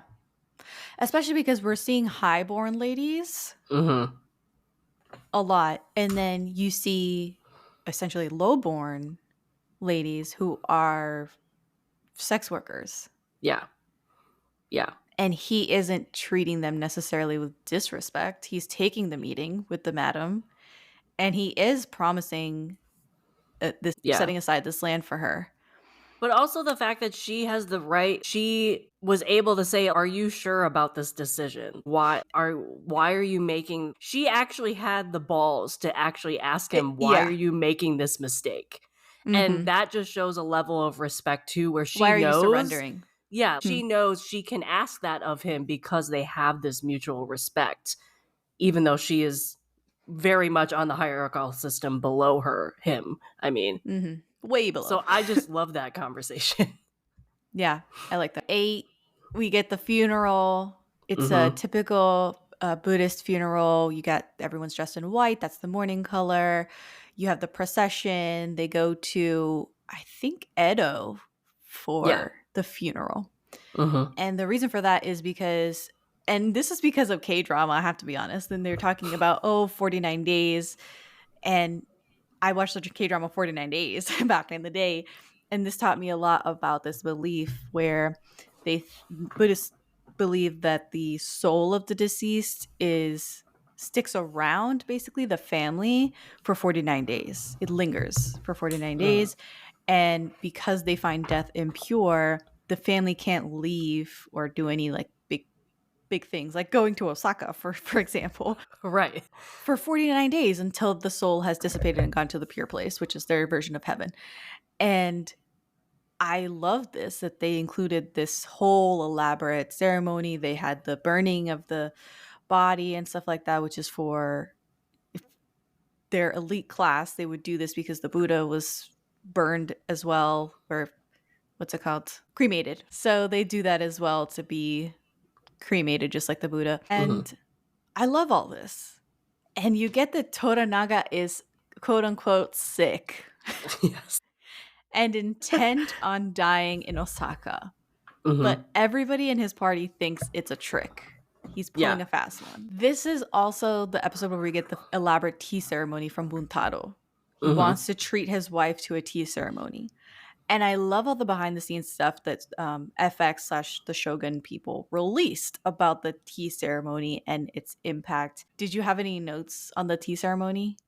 I did not, but I did watch them. I did watch the behind the scenes stuff. I mean, I'm not going to spend an hour talking about the tea ceremony, but I thought it was really impactful that the tea ceremony is, an isolated room in their little estate or in their grounds. Right. It's supposed to be quiet. It's supposed to be a respite from all of the war and violence that they usually experience in their samurai lifestyle. And the tea ceremony, in the context of the show, you don't understand maybe how long it takes, but it's several hours long. They're there like the whole day. The whole day. And inside this room where they're having this tea ceremony, he's not wearing his swords. And it's almost like a leveling of the playing field. Everyone is Mm-hmm. equal within this room, within this tea ceremony. So to see him kind of humble himself and her also be elevated, they're on the same playing field and they have such harmony and peace throughout the tea ceremony, and them having a conversation with each other versus him just like bitching all the time at her, Yeah. was nice. It was Yeah. very cool. And you can see that they're not seeing eye to eye. Even at the end of Exactly. he's trying to kind of reconcile with her because they all think they're going to die. They all think after this 49 days of mourning, we're going to go to Osaka and we're all going to die. So Right. he's trying to make up with her. And she's like, no, fuck you. Yeah. Even at the end of all this. Yeah. And I love that. Yeah. Yeah. Like the way that she said it too, it's like he was like, let's die together, basically. And she was like, yeah. I would rather live thousands of years than die with you like this. And I'm just like, oh, Damn. She really don't like your ass. Yeah, no. Yeah. And then he has to live through, was it his father? His Yes. father committing suicide in the same episode. So he gets that roast from Mariko, and then he has to witness his father committing suicide all in the same episode. And then his dad was like, I need you to second me, which Yeah. basically means cut off my head. Yeah. Shocking Yeah. turn of events where Yeah. Toranaga assembles his generals, demands that they pledge to die with him in Osaka, and his vassals, his people are like resisting. They're like, we don't want it. I thought you had a plan. I thought we weren't going to do all this and go to this extreme. And Hiromatsu, which is that his like favored vassal, this old Right. man who's been with him since he was a child, commits seppuku. Yeah. In front of him. Like in front of everybody, basically. Yeah, in protest. And Insane. it leaves everybody shook. I'm shook. So shook. I was like, everybody what? shook. God. So that was terrible. But also it was see that old man planned. go. Like that was the crazy part. He planned it. And so we find out also that like this was always going to happen. His best friend, his guy he's seen since he was a child, it was planned he would do that. And I'm just like, the strategy that has to go with that is insane. And the level of duty and loyalty that these people have to be like, okay, yeah, I'll commit suicide for you. Yeah. And hopefully it shocks all of these people into submission and it sends a message, the message that you want. Yeah. Yeah. And just it shows the bond of these two men who grew up together too. Of you think at first when you're watching that scene where he's like pretty much betraying him, doing this in front of him, protesting, and then you find out afterwards it was all planned to the very last second. Yeah, there's a reason why this show won Emmys, guys. Yeah. So really quick before we leave this episode, one of the more hilarious parts of this show or this episode was when there's a reason why he gave the courtesans land where they did, because they were That's right. So the whole other aspect of this politically is they were dealing with the Catholic Church at the same time. So this church, these two Catholic priests, the entire show has been trying to get land in Edo to build a church. And he finally gives it to them. So they go out in episode 8 to view the land that they got. And it's desolate. It's a cornfield or something. It's a desolate, it's not corn, but it's a field. It looks like basically mud, right? It's like it's mud, maybe a rice field. I'm not really sure. Yeah, I can't. It's just farm. Nothing's there. And off in the distance, so the priests are standing like, oh, this is great. We can build it here. Off in the distance, they see these women. And they have a translator with them, and they're like, oh, who's that over there? And I think they said, oh, those are the courtesans. They're building their house there. And so his realization that they're going to have a church next to the red light district was just chef's kiss. I love that the biggest like FU. Yes. From Toranaga. I love that. Because they didn't know at the time that Anjin had told them that this is the plan of Portugal and Spain. It was basically him, Toranaga, getting revenge for the Catholic Church of not telling them what they actually were planning on doing with Japan. It was great. It was a long con, something that was Yes. planted in episodes prior. It was when the boat episode, when he was trying to leave Osaka under by trickery. Yeah. And they had that blockade. And so they needed to get board a larger boat, the Black Ship from the Portuguese. And before they would leave, they like milked Toranaga for all that he had. Yeah. He was like, I'll give you permission to leave, because he's a foreign minister, and he had blocked their permission to leave. And they were going to leave anyway. They were just going to leave without permission and burn that bridge with Japan. So he's like, I'll give you permission to leave. And they're like, not so fast. And that's when he had to promise like 10,000 silver coins to them to invest in whatever trade. And I'll promise a church in Edo. Yeah. So then all these episodes later, episode 8 is when you figure, oh, he promised them a church right next to the red light district. Yep. They're going to have prostitutes as their neighbors. Such a great long Such a great there. Scene. Yeah. Okay, so we episode get to the 9. second to last episode. Episode this 9. Is the rudest episode. I cried of the whole the show. entire time so much. Because it's Yabushige, Anjin-sama, and Mariko-sama go to Osaka. Yeah. And this is Crimson Sky. The episode is titled Crimson Sky. Mm-hmm. As soon as she walks in that room with all of the council members, yeah, like she has the floor. She has so much presence and command. And she starts with a backhanded compliment. Like she's talking about, oh, congratulations to Ishido and Ochiba on their impending engagement, which is an insult basically to her former friend, Ochiba. They have like a rap battle, a poetry battle as well. Mariko says her poem is, while the snow remains, veiled in the haze of cold evening, a leafless branch. Mm-hmm. Basically calling Ochiba a leafless branch. Like she literally throws down the gauntlet and she declares that she's leaving. She's like, you're holding all of these people hostage, all of these highborns and all of Toranaga's, I think there were 2 or 3 wives there, that they were all under house arrest. And it was bothering everybody. It was like an open secret. And she was like, I am no peasant to be trodden on. My line has been samurai for 1,000 years, and I will never be captive or hostage or confined. I am free to go as I please, as is anyone. And again, another gauntlet thrown. Like, it is so good. So this good. Scene. Oh so my good. God. I love it because she's challenging the guy, Ishido's rule, which is unspoken, that like everybody's under house arrest, nobody can leave. Mm-hmm. And if he admits that everybody has been under house arrest, then he is the aggressor. Toranaga looks like the good guy. And if the opposite happens and he's like, lets everybody go, then Toranaga gets what he wants anyway. And Toranaga still looks like the good guy in everybody's eyes. Right. So it's a catch-22 for this Ishido. Mariko is totally the right vehicle to challenge this guy. Yeah. Because she's so... And she does it multiple times this episode. Like, it's not just that one part in the room, in the giant room.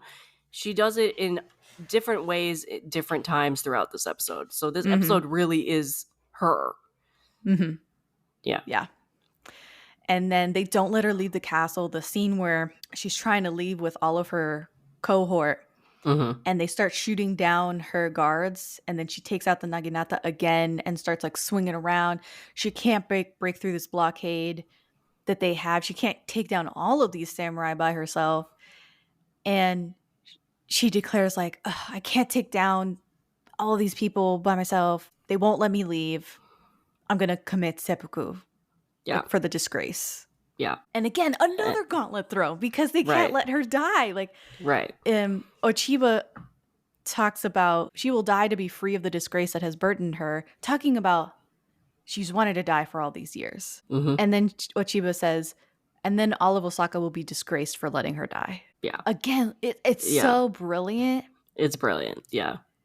Because Mariko-sama is so well regarded, so well respected, so highborn, has a great family name, even if it is disgraced, and is well regarded by Toranaga.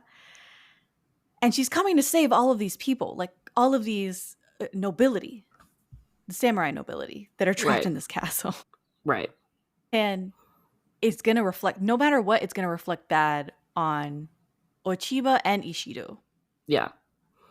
Yeah. Well, and then Anjin was asked to volunteered to do the seppuku, or he was asked to. I can't remember who was going to be the second. I can't remember who she initially said. Someone was going to be a second. They refused, and he's like, okay, I'm going to do it. He volunteered to do it. And he's so whipped. He's so whipped. Yeah. Yes. Yeah. And he even asks her to live for him in this. Yeah.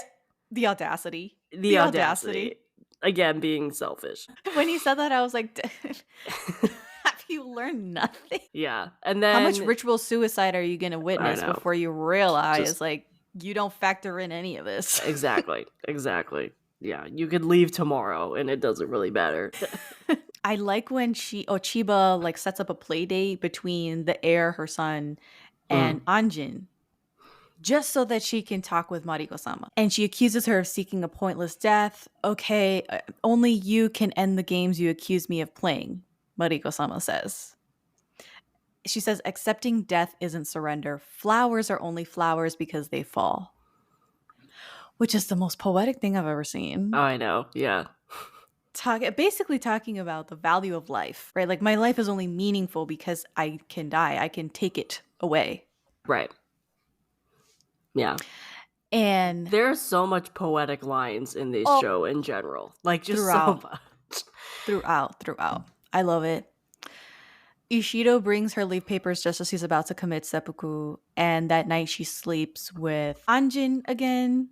Mm-hmm. But Ishido, he shoots himself in the foot with this one because he aligns with Yabushige to take down some of their defenses in the corridor where they are in the castle staying. So Yabushige again being such a traitor to Toranaga and Mariko-sama and everybody.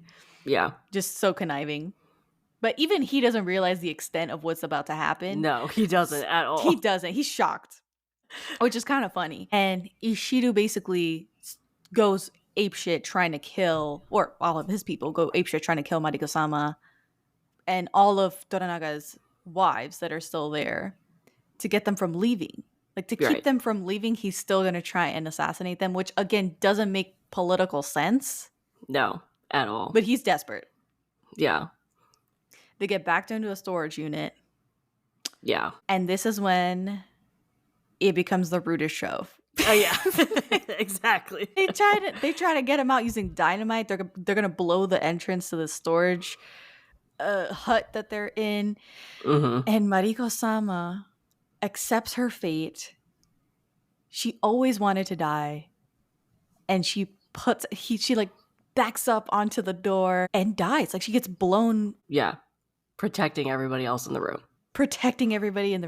And she has almost died 5 times this episode. So I honestly I knew she was gonna die eventually in this series. I didn't think it would be in this episode because I was like, seriously, after 5 times she actually is dead. It was shocking. And then they ended it there. It wasn't even just ended the episode. Then they ended the episode. It wasn't just she died and then we got some scenes afterward. Oh my gosh. Just so startling. Yeah. Yeah. I mean, there's a reason she won an Emmy for this performance because, man. I loved it. It was terrible, so but I loved it. Yeah. So rude. So rude. Just flagrant, in the audience face. Yeah. Yeah. And it's just the fact, I think a lot of people, I mean, they were mad at it because of the fact that she had escaped. They love the character. She had escaped death 5 times already. So they thought oh, okay, she's in the clear. And then she wasn't. And she's so formidable. Yeah. And it doesn't matter. And then also it's just the fact that this entire episode, they were trying not to kill her. And then They did. They ended Like, up overtly. killing her. Overtly. So they made the mistake anyway. Like, what was all that work to not kill her? It's What just was a lot all of that work posturing. when when she ended up dying anyway? So yeah, I cried. So I cried that so was Crimson much. Sky, and that basically Yeah. spells the end of Ishido and his tyranny over the castle, over Osaka, and the rest of the the rest of the show kind of, it almost doesn't even matter. Like, the show ends there basically because Mhm. Toranaga has won. Yeah. Yeah. So the I don't know. last I didn't have episode any is them notes. kind of like living in the aftermath of that. Mhm. Yeah. There was this scene in episode 10 that people understood that she was missing from their lives, but it was really prevalent when it came to Blackthorn's life, Mhm. because there was that scene in episode 10 where they were sitting where they normally do in his house, and he looked to the right where she normally would be sitting, and she wasn't there. And so he like didn't have a translator anymore. He didn't have anybody who could help him communicate, Or even with understand him. Fuji, or understand him either. Yeah. So, and I think it was in episode 10. I don't remember who said this. I think it was Toranaga. It said, "So I sent a woman to do what an army never could." Yes. Yes. I loved that line. Love that line. You And mentioned then, Fuji though. Oh, go ahead. oh, I think. Never mind. I already You said mentioned Fuji, and the moment of their separation where their marriage or their connection or whatever is separated. What's the word? Not disillusioned. It's dissipated. Something. it. They bury her family because she gets the ashes. She has the ashes of her son and her husband, and he takes her out on a boat, and they have like a water burial. Yeah. She disperses the ashes in the sea, which again, he has a strong connection to the sea. He represents freedom and independence, and he takes her out there like on purpose to have this closure. Yeah. And I thought that was really beautiful, especially because they did sort of have a nice understanding between them. They had a mutual respect for one another that grew throughout it was the like show. Communication without communication, because he lost his translator. Yeah. So I thought that and was then really the fact that when they dumped the ashes in the ocean, he also threw away his cross that was there, Mariko-sama's cross. So that was kind of his, I saw it as a beginning for him, kind of accepting that he was gonna be there a long time. He had started accepting that, but really having that Mariko sacrifice, he understood the situation a lot better. Of he definitely needs to choose a side, and he needs to stick to that side. And it was like the beginning, even though it was the end of the show. Right. I also love that this took a long time for me to reconcile with, because they don't have any big massive battle in the final episode to wrap things up, which is something that you typically see in a Western drama. You have a season finale that is like guns blazing and a lot of action. And that is not what happens in the finale episode of season 1 of Shogun. It's very understated. And that, I feel like, was the whole concept of the show. The whole running theme was that this was going to be a battle of wits, battle of who can play the bureaucracy game better, who can use trickery better. Yeah. Versus overt strength. And the fact that Yabushige, he accepts his death sentence, and he's like, my only thing is I want to know like what happens next. And I love how Toranaga's like, I won. Yeah. Like, it's done. I don't need to do anything else. Right. I am the ruler. I have won. Which will be interesting because they now have a season 2 and a season 3. Yeah, this would have been a perfect 1 season limited series, but that was the intention. It was so successful. Yeah. They greenlit seasons 2 and 3. Well, the thing too is this is the end of the book. This is where apparently that's where the book ended. Yeah. Everything they do in season 2 and season 3, they make up. It's not in the book. Right. Yeah. I am on the fence about it, but I feel like same. if you have the same writers, the same showrunner, Hiroyuki Sanada's signed on to do it again, it might be fine. Yeah. Same. They do have history to go off of. Exactly. And yeah, I'm worried, but not that worried. I hope it's good. If it's not good, then you still have a perfect season 1. As long as it lives up to season 1, I'm going to be okay with it. Mm-hmm. So, because is just something really special about season 1. So if it can get to that same level and be good, then I'll be fine with it. Okay, anything else you want to talk about before we close out this episode? There was a lot of pixie dust in this. It was special. It flew. Yeah. Yeah.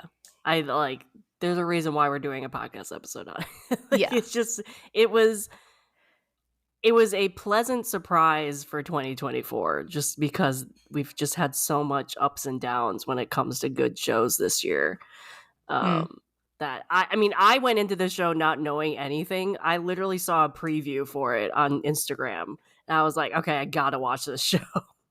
We talked about it we talked one about of the one of our behind the scenes. I think it's on the Patreon feed on Daebak, where we're talking about Shogun. Yeah. And how we want to watch it because we've seen some promos and we're like, holy shit, that looks amazing. Right. Yeah.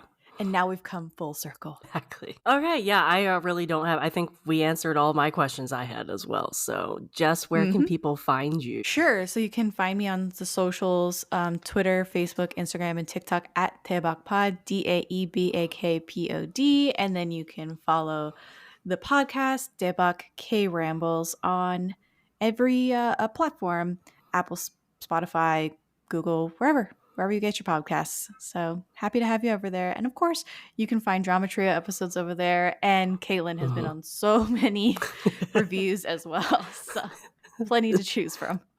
Yes. And thank you for listening to this episode. I hope you enjoyed the first guest. Thank you, Jess, for being the first guest on my podcast. Hopefully we have more to come. Yes. I really am glad that you took the time out of your day to be a special guest and do this show with me. Thank you for inviting me. This was a lot of fun, and I'm so glad that we finally got to dissect Shogun, one of the best shows of 2024. Especially since you were saying that your parents watch it. I don't think my parents have gotten around to it yet, even though I've been telling them to. It was such a swerve for my dad. I was talking to my dad. We were talking about something, and then he goes, hey, so we're watching Shogun. I was like, oh, great. What episode are you on? Yeah, he starts going into detail about the most recent episode. I was like, it's not like you just started watching it. You're done. Like you're caught up.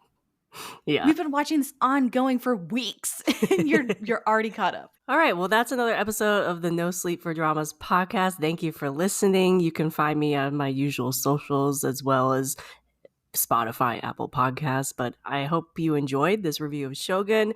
If you watch this show, please DM me and or Jess and tell us what you think. Or if you have watched this show, please DM us and tell you what you think. As well as if you listen to the episode, let us know what you thought of our review. But thank you, Jess, for joining. This was great. Bye. If you want to continue the conversations about dramas that were started in this episode, you can find me on Instagram, TikTok, and Twitter under the username NoSleep4Dramas. That is NoSleep4Dramas, just like in the title of the podcast. This podcast is also an expansion of my blog, so you can visit my blog at www.NoSleep4Dramas.com, the number 4dramas.com, and find multiple years of blog posts already available at your fingertips. All links are in the description of this episode.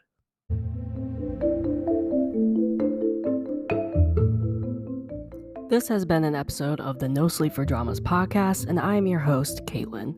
I will see you here next time, and I hope you get no sleep chasing the next episode just like me. Good night.